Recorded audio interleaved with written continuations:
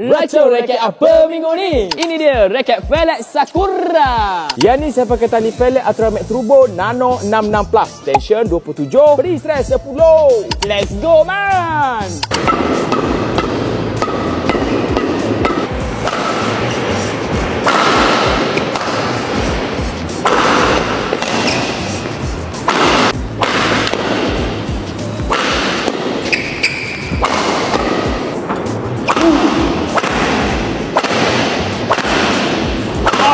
Pilih dan handling untuk tangan yang tak kuat, saya boleh bagi 7/10. Kontrol 8/10. Speed 7/10. Power 9/10. Untuk tangan yang kuat, feeling dan handling saya boleh bagi 8/10. Kontrol 9/10. Speed 8/10. Dan power 9/10. Jangan lupa datang kedai raket, beli Sakura.